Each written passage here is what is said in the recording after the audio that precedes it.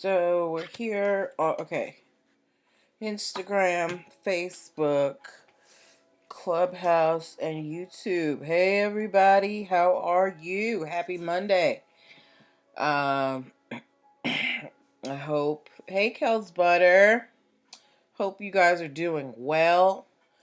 Um, I'm actually nursing a migraine right now. I took Excedrin, but it doesn't seem to be working. But I had work to do tonight. I said I was coming on here, so I'm here with y'all because I care. Okay? If you hear, I'm trying something new for the background music. I'm trying lo-fi beats so I don't get, dinged and you guys don't have to listen to dead air or me just blathering on for the 5 minutes. We're getting started at 8:05 per usual. Just to give you a chance to grab a drink, grab a snack, grab something to record some notes with, invite other people in to the room. If you're not sure where you're at right now, don't worry. I'm going to introduce myself very shortly at 8:05 to those of you that do know what's going on. Maybe fill some people in. Hey, Brandon, tonight. So we're going to have a shorter show tonight because I didn't find the usual plethora of stories that I do, but, we'll have some in-depth discussions. We have a story involving Sony, the company that makes the, what do they make? Sound stuff. Louis Vuitton is settling a case with an upcycler. Um, an internet provider is about to put up a GoFundMe because they got a judgment against them. Mariah has gotten what she wanted for Christmas, as she should. Um, and if anybody saw Frozen 2, there is a little bit of controversy going on in there, okay? So those are the stories that we are going to talk about tonight, and pull those business lessons out. We're getting started in about 3 minutes. Take this time to, if you know anybody who's interested in starting a business or who needs to know business tips, or anybody who is just interested in celebrity mess, invite them on in, because that's what this show is about: learning business concepts, business and legal concepts using celebrity mess. Okay. um, One of my friends, Kelsbutter, said, haven't seen it, but interested to hear about the controversy. Yeah, because I remember watching Frozen 2, and I'll be interested to hear all of you guys' opinions. And I know, especially if you have children, you must have watched Frozen 2. I don't have children, so I literally watched the first Frozen like 2 months ago. um, yeah, but that's me. All right, we are getting started in just about 2 minutes. Again, grab whatever you need to make you comfortable. I've got my bottle of water. I've got my notes here so I remember what we need to talk about. Yeah, so I'm very excited. Let me see who else I can say hi to here in Clubhouse. We've got lots of friends. Hey, Danielle, Whitney, Tammy, Dr. Mars, Jasmine, Newpont, Dominique, Misha, A Taste, Jasmine, Agnes, Aveta or Avita. I'm not sure how to pronounce that. Ashley, Minolta, Tanasia, and Delmisha. Hello, everybody. All right, we are getting started in less than a minute, so relax and let me take you on a journey. When I was growing up, we had this station 106.7, and there was this guy. He always did the late night show, and he had just the smoothest voice. He finally retired after like 40 years, maybe like a month ago. Oh, it keeps freezing. Okay, I'm gonna leave and then come back in. All right, hold on, guys, real quick. Discard. I gotta restart my Instagram. Wait, I have a comment here. Hey, all right, let's go live. Okay, so hopefully this is a better connection. Hey y'all. Okay, let me just type this into the Instagram title and then we're going to get started. Long or short? Oh, the answer is no. Post and pin. Okay, and it's 8:05. Hey, Gals Butter, we back. It's 8:05, so we can get started, okay? Welcome, welcome, welcome. Happy Monday, everybody. Welcome to NPL Legal Dish. This is my Monday broadcast where I teach business and legal concepts using pop culture and celebrity news. If this is your first time hearing my voice or seeing my face and you're like, who's this lady on the internet and why should I listen to her?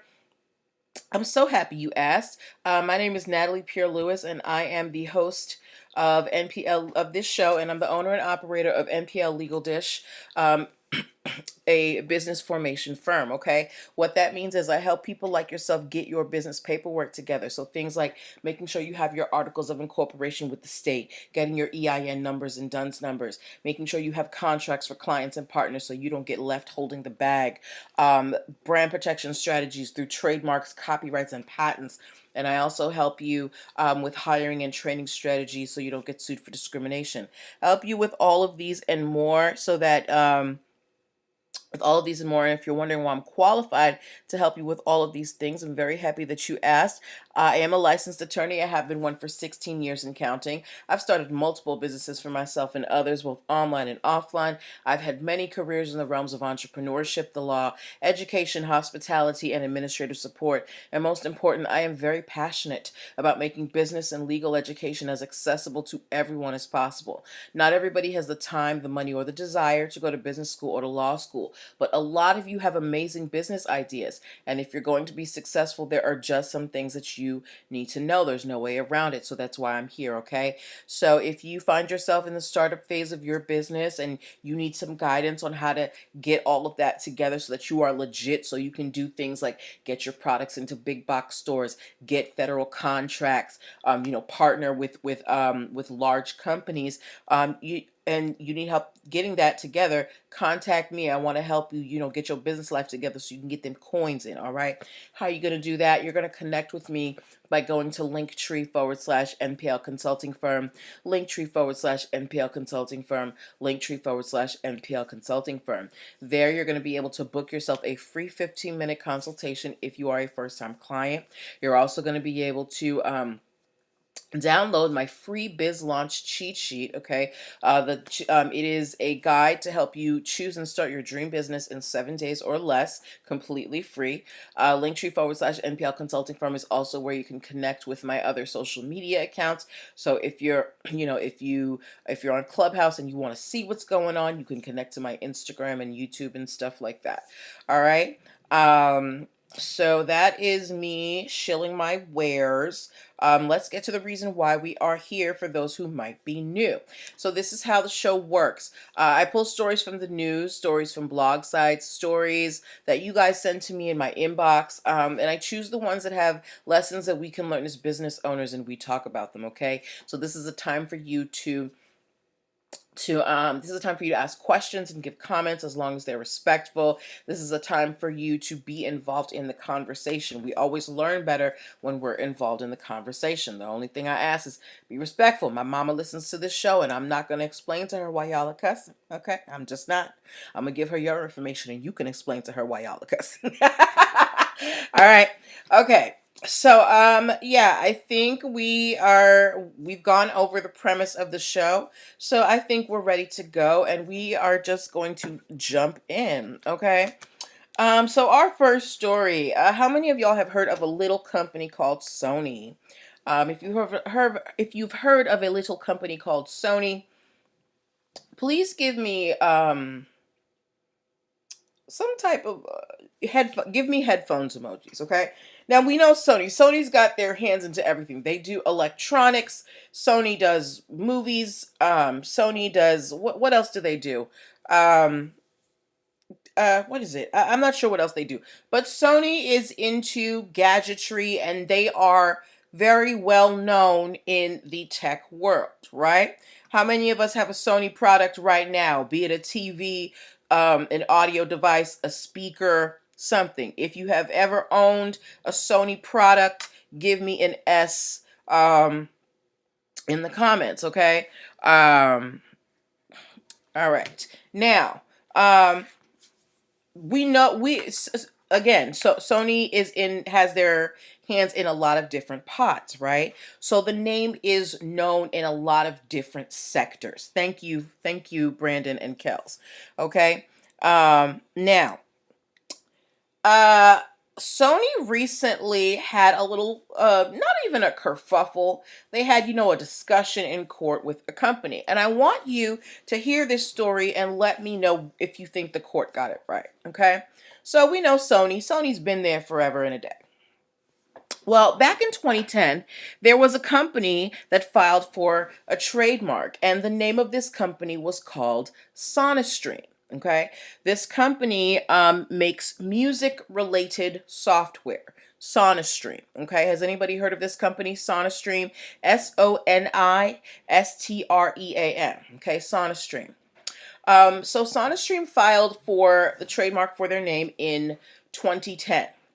They were rejected by the USPTO in 2010 because the USPTO said your name is too similar to the name of another company called Sonic Stream, SONIC Stream. So SonaStream was not given their trademark in 2010 because there was a company already in existence named Sonic Stream, and the USPTO said it's going to be too confusing for people out there.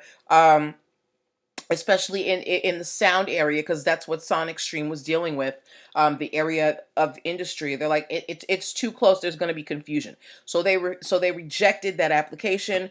SonaStream said, okay, back to the drawing board. In 2018, SonaStream filed for this trademark again, the same name, right? It hadn't changed anything, but this time Sony was the one who came after them. Sony said, no, I'm not finished, Kels Butter. So in 2018, they filed for this name again, okay? And Sony came after them. So Sony is like, look, this is going to cause dilution of our brand and confusion. You cannot allow them to trademark this name. People are going to think that SonaStream is related to Sony. So, oh, hey, Stephanie Walker. Yes. So SonaStream, when Sony, opposed their trademark application in 2018, they were like, wait, before you reject us, just know we don't pronounce our name the same way as Sony. Their name is Sony. We're calling ourselves SonaStream, right? So they're like, Sony's a long O, we're a short O. Sony, Sony. Two different things, right? And the court said, girl, please. And it wasn't just a matter of this is our opinion. The court actually had hey, Delmisha, you switched over? The court actually had a 6-point test that they used to figure out if there would be or if there was dilution of the Sony brand, or if there would be if they allowed the SonaStream name. And here were the 6 points. They said, 1, the degree of similarity, Sony and SonaStream. How many of y'all think Sony and SonaStream sound alike? If you do, give me a thumbs up. If you don't, give me a thumbs down, okay? Do you think Sony and SonaStream sound alike or related? Give me a thumbs up or a thumbs down. That's point 1, all right? Point 2, the distinctiveness of the mark. Sony is a very distinctive name. There is no other word in our English language. It is a name that was made up, right? Hey, Dr. Frederick L. Gaines. It was a name that was made up, and okay, wait.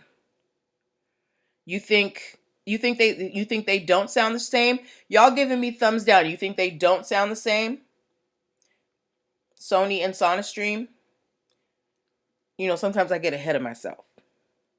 Depends on how people are pronouncing it. Okay, yes, it depends on how people are pronouncing it. But let's say you're looking at it written. If you see Sony and you see Soni written down, how are you going to pronounce those any differently? Some people might, depending on where you're from, right? Um, so depending on where you're from, the names might sound similar. The second prong was the distinctiveness of the mark, meaning, do people know, is this a unique name? It's not like, they trademarked cat or, hat or whatever. It's a very unique name. Third, the use of the mark. Like we said, Sony's got their hands in a lot of pots, right? They do sound, they do movies, they do tech, they do a lot of things. Four, recognition. I asked y'all if you knew what Sony was, and everybody pretty much said they did, right? We know what Sony is. And when we hear Sony, we think of a certain line of products, okay? Number five, the intent to create an association, and this is where they had a little question. Now, SonaStream was saying, look, we're not pronouncing our name like Sony, and we're not trying to step on their toes, right? So they're saying that there was no intent to create an association between Sony and SonaStream, right? And then the last point was any actual association, meaning, did anybody mistake SonaStream to be associated with the company Sony? So using this 6-prong test, the court said, look, SonaStream, we appreciate, you taking a second bite at the apple, but it is still a no for us, right? Even though the name is pronounced a little bit differently because of the way it's spelled, and because majority of the people who don't speak Romance languages aren't going to know the difference, we cannot in good conscience give you this trademark. I am Delmisha said, right, it's a whole additional word. Right. So the court said, look, SonaStream, we're not going to be able to give you this trademark. Again, because it would create dilution of the Sony name. Now, it wouldn't necessarily create, hey, brazen lawyer out here, doing the strong immigration fight. Now, it wouldn't necessarily confuse people because people know that SonaStream is not Sony, but there might be an association, right? People might think it's a derivative of Sony. So the court said no to SonaStream. And so after hearing all this, how many of you still agree with the court? Do you think the court was right in denying SonaStream's trademark, or should they have allowed it to go through because, it's pronounced a little differently than Sony? Kels Butter, I think you had said that the court got it right. Does anybody disagree? Does anybody think that SonaStream should have been given that trademark? And remember, they had been denied in 2010 as well because of Sonic Stream. I don't even know if Sonic Stream is still in business. But let me know. Kels Butter is still sticking to it. Got it right. Anybody disagree? Excuse me. I also think that the court got it right. These days, we're always on our phone. We're always Googling stuff. So we're seeing stuff. And if I'm looking at SonaStream, I'm not necessarily going to know how it's pronounced. I might pronounce it Sony Stream, right? So I do think that the court got it right. Okay? All right. Any questions before we move on to our next story? Kels Butter said, especially with the products that they will be selling. Exactly. SonaStream does music-related software. Sony makes stuff for music. They make speakers and stuff, right? So there could be, that people might think it's associated. Exactly. Okay. I am Delmisha. Delmisha said, the only part I can agree with is the possibility of association. Yeah. Well, it depends, right? Because when the court is taking this into account, they're thinking about how are people going to read these words? And it's not just, Sony is a worldwide company. So they have to think about if the average reader, 85% of the world does not speak Romance languages, meaning languages that derived from Latin, French, English somewhat, Italian, whatever. So if you are speaking a language that is not a Romance language, meaning an Asian language or a Middle Eastern language or anything else, you may not have the same vowel pronunciations as a person who does. So there could be a lot of confusion there. All right. So that was part of the court's reasoning as well. Okay. Moving on to our next story of the evening. All my Louis lovers, if you like Louis Vuitton, if you a Louis Vuitton don, give me an LV in the comments. If you own anything Louis Vuitton, if you like luxury items to purchase them, give me the real ones, not the knockoffs. Give me an LV in the comments, okay? So there has been a trend that is gaining more steam these days of what they're calling upcycling in fashion, right? Instead of throwing things out, like to look at, can't afford it. I get it, Kels Butter. There's been a trend of upcycling. Does anybody know what upcycling is? If you know what upcycling is, give me a thumbs up in the comments, okay? And you can put a little explanation if you want to as well. But for those of you who may not be watching, those of you on Clubhouse, upcycling is they're basically just taking clothes and instead of throwing them away, they're resell. It's a fancy name for reselling, right? Now, it's a fancy name for reselling, Delmecia. Now, sometimes when they're reselling, they may, alter the luxury items. So I don't know if you guys remember when I was first starting this show, like in the first year, I had a whole segment where we talked about this outfit that the rapper Cash Doll had on. And it was the outfit, it was a mask and like like a gun and a bullet and a vest that were all made out of Louis Vuitton material. Now we all know Louis Vuitton doesn't make guns and Louis Vuitton doesn't make, bulletproof looking vests, right?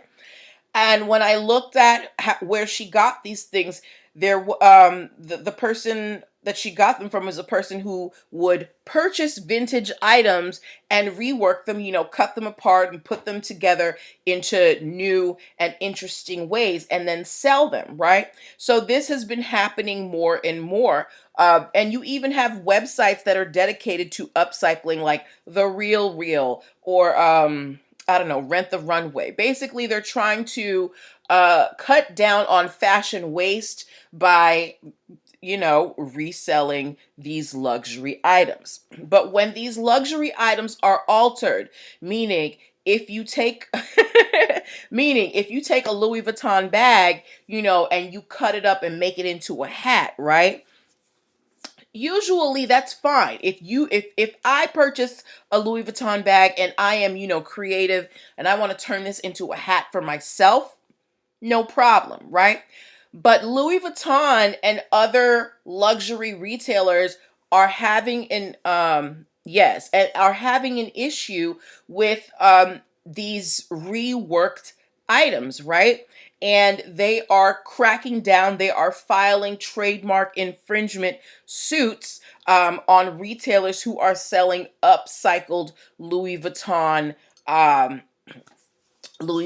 merch. So there's a particular retailer called Sandra Ling, right? They were suing Sandra Ling for trademark infringement because she was, making all sorts of things out of Louis Vuitton products. And Louis Vuitton was like, you are not a valid Louis Vuitton seller. And you're going beyond the first doctrine rule. Now, what am I talking about for first doctrine? First sale doctrine is that when you buy an item from a retailer, right? When you purchase it, it's yours. You do what you want with it, right? So if I want to buy a super expensive purse, like a $5,000 Louis Vuitton bag, and if I want to chop it up into bits and throw it in a fire, that's my business because I purchased it, right? Or if I want to take that bag and I want to make it into a hat, that's my business because I purchased it, right? But if I am making a business out of taking old Louis Vuitton stuff and then selling it to other people, Louis Vuitton has a problem with that. They're saying you're going beyond the first sale doctrine. So because of that, Louis Vuitton sued Sandra Ling, right? Now, had this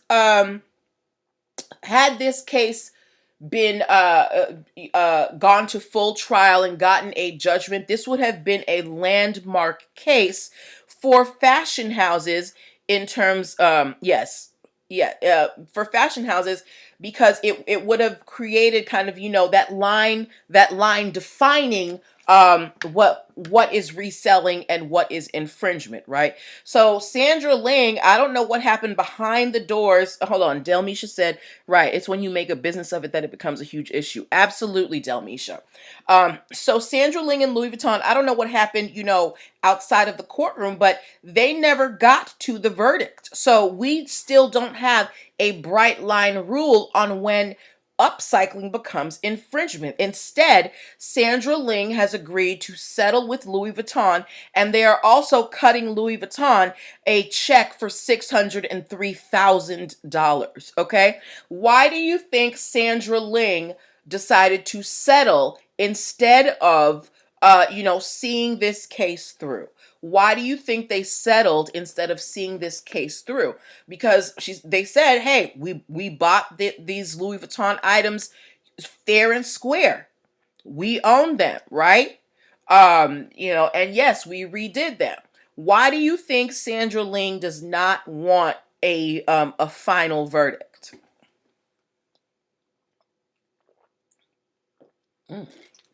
Excuse me. Delmisha said because she knew she was wrong. Kels Butter said because she didn't get permission. But Sandra Ling's argument was that I bought this Louis Vuitton stuff fair and square. Why do I need your permission? It's mine. I bought it. Right? And I think when we get back to it, we got to go back to Delmisha's comment. It's when you make a business of it that it becomes a huge issue. First sale doctrine does not apply to when you are trying to make money off of it. First sale doctrine applies when it's an item that you purchase for yourself and you want to alter it. Okay, so do we all understand that? Delmisha said, "Boom!" What Kel said, she didn't get permission. Do we all get that? Any questions? All right. Delmisha said she bought it for her personal use. She didn't buy access or use of their logo and their brand. Y'all, Delmisha, this is your first. I think this is your first time in the live stream, and you talking like you've been here for years, girl. Yes, I love to see it. Okay. All right. So yes, so Sandra Ling is paying Louis Vuitton $603,000, and the company also has to agree to never sell altered Louis Vuitton items again. Okay, so just be careful. Just because you bought something doesn't mean that you can do whatever you want with it if you plan on reselling it. Okay, now if you're just gonna make it all jazzy just because it's you, do what you want. But if you're trying to sell it to other people, that's when it becomes a problem. Okay? All right. What was that? 2 stories? All right, we're going to do one more story, then do a quick break. So I don't even know what city this company is, but has anybody ever heard of Grande Communications? If you have heard of Grande Communications, please give me a G. Yes, if you've heard of Grande Communications, give me a G. They are an internet provider, but I'm not sure where. Let me see if I could look it up real quick. Grande Communications. Communications.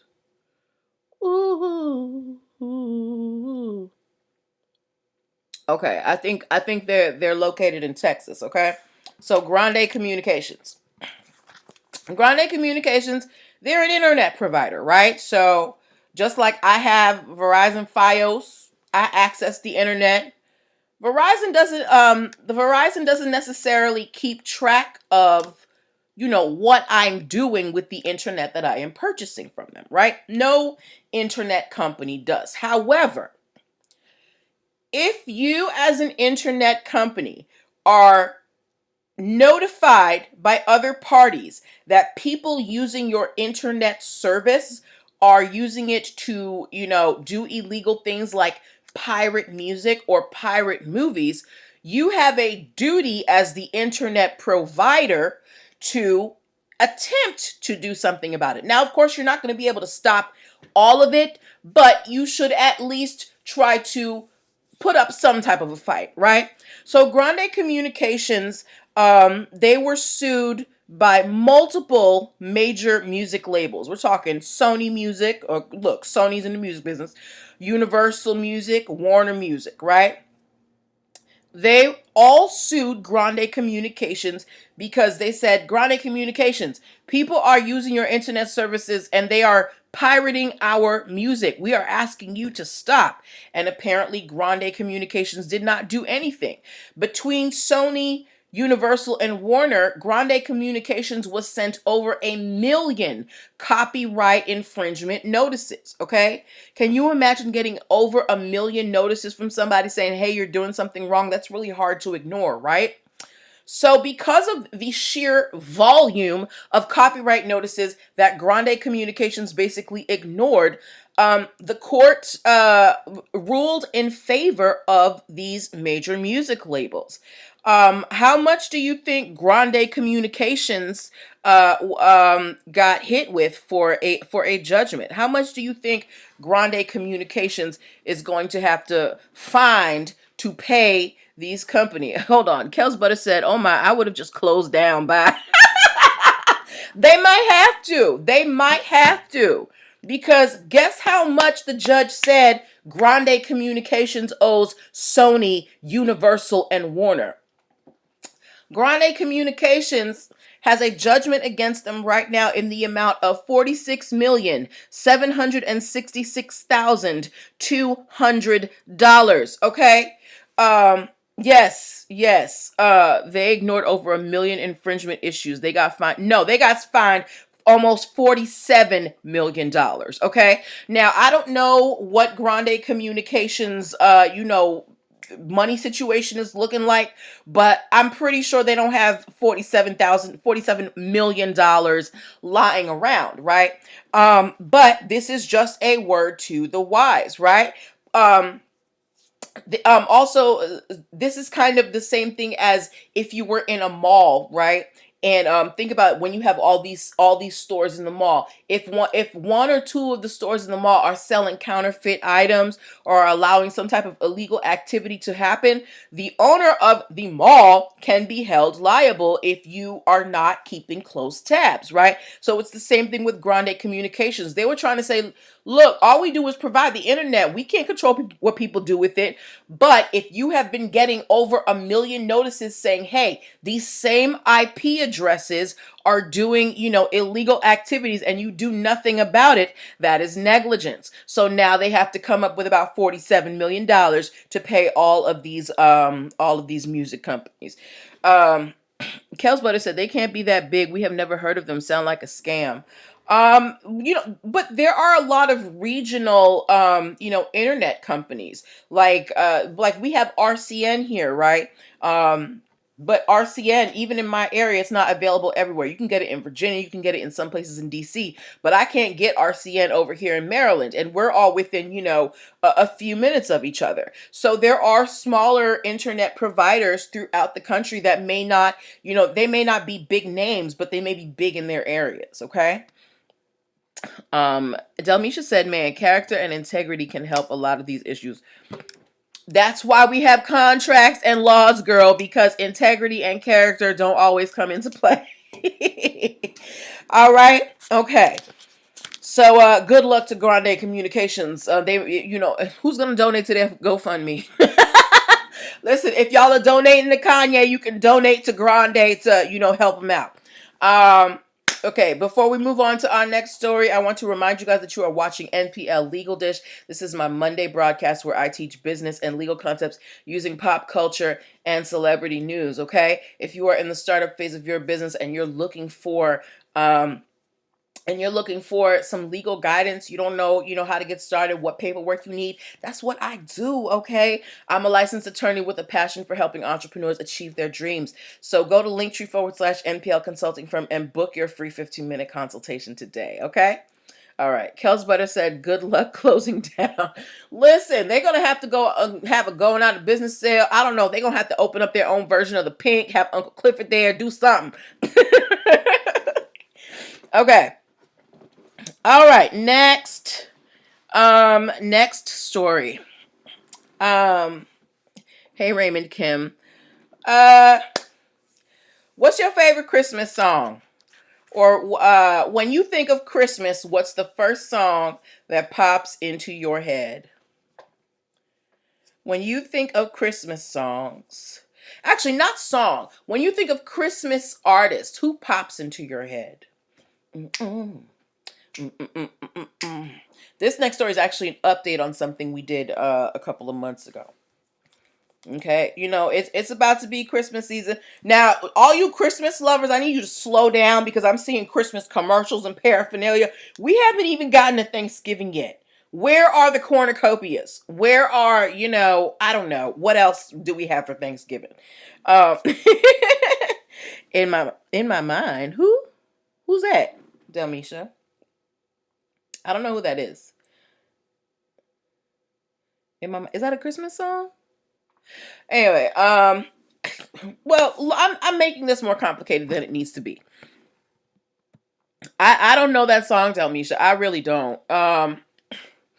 Anyway, how many of y'all know Mariah Carey's 1994 hit that we play every Christmas? All I Want for Christmas Is You.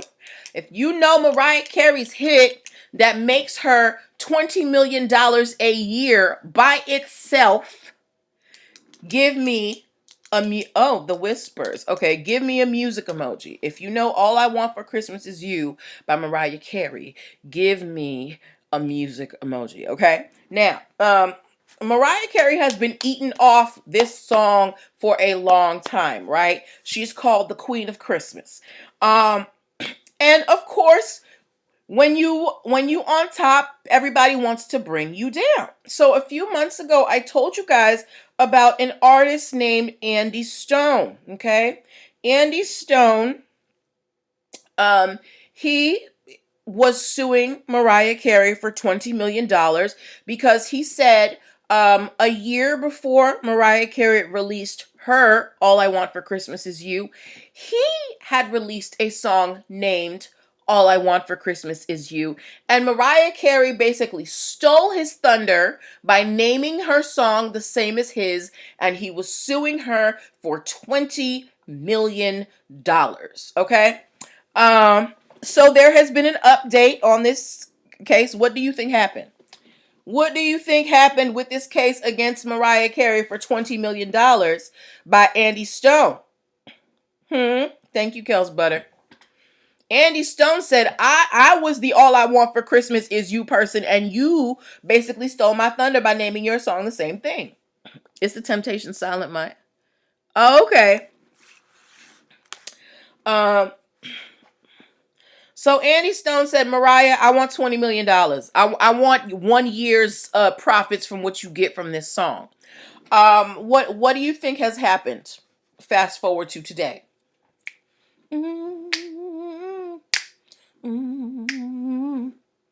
What y'all think happened to Mariah Carey? Do lyrics matter?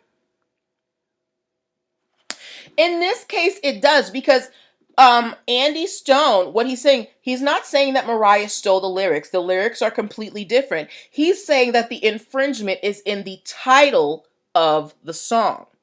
He is saying no, it's not Delmisha. It's absolutely not. Hey, Chris Jimenez. And that is exactly why Andy Stone has since dropped his lawsuit against Mariah Carey. Copyright infringement, it has to do with, if you have infringed a whole body of work. Think about all the song titles we have in the world, right? If you could copyright a song title, we would have a lot less songs. How many songs out there do we have that are named Baby? How many songs out there do that have similar, hey Lucille Verde LLC, how many songs out there do we know by different artists that may have the same title, right? So infringement of a title doesn't really count. Now, where a title might be infringed is if you take that title and you trademark it for something else. But that's not what happened here.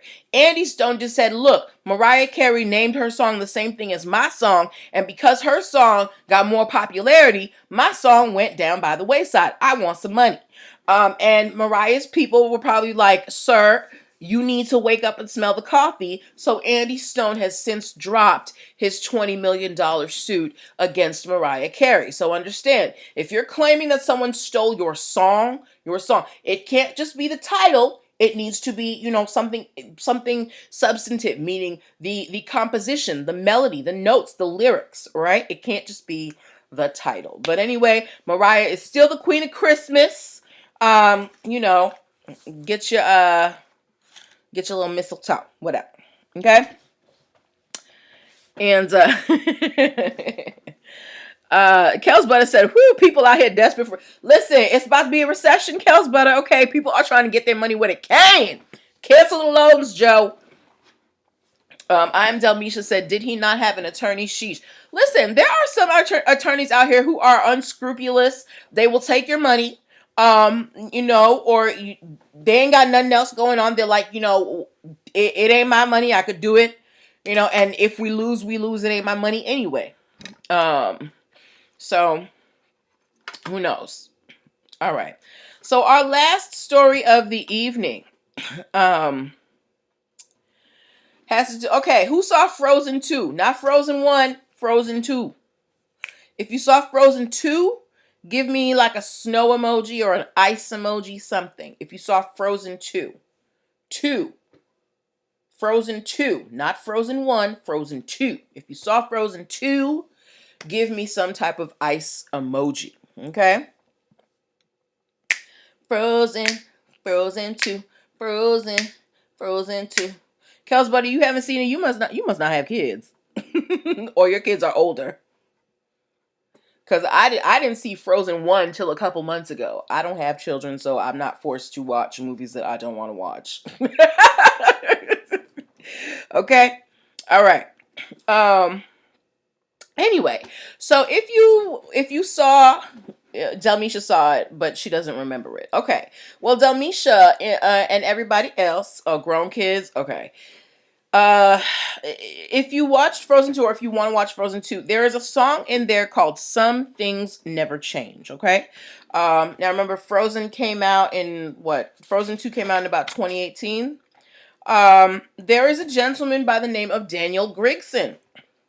Daniel Grigson said that when Frozen 2 came out, he went to the movie theater with his daughter, and they're watching the movie, and all of a sudden he hears the song Some Things Never Change, and he said, that's my song.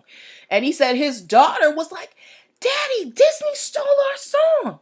Daniel Grigson says that in 2001, he wrote a song called That Girl, and that song was stolen and used in Disney's Frozen 2. Now, I listened to the two songs, okay? There are similarities between the two of them, okay? Daniel Grigson said he also hired, a music analyst, and they've said that there is, similar composition and things like that or whatever. But Daniel Grigson is saying that Disney stole a song that he wrote almost 2 decades ago, and he wants all the profits from the song, and he wants Disney to stop using the song, okay?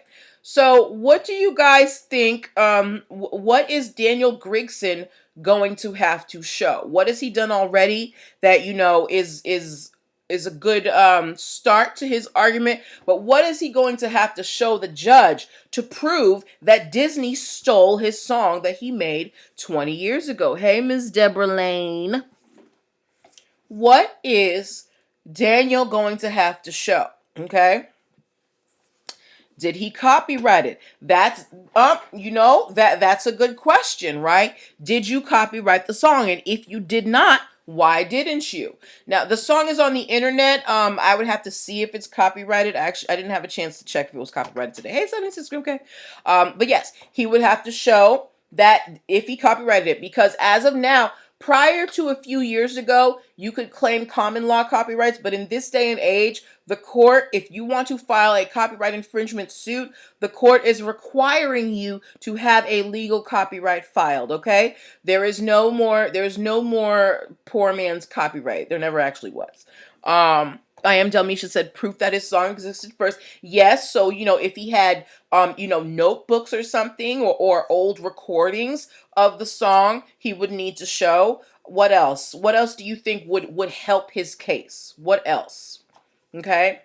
A copyright would get him right together, because when you have a copyright, you don't have to prove that the song is yours. But if you don't have a copyright and you're suing for copyright infringement, not only do you have to prove that the person stole the song, you have to prove that you made the song. That's why having a copyright is important, because you don't have to prove that you made that piece of art, okay? So, hopefully Daniel Grigson did have that song copyrighted. If he did, I hope he has enough proof that his song existed first and was, published and disseminated.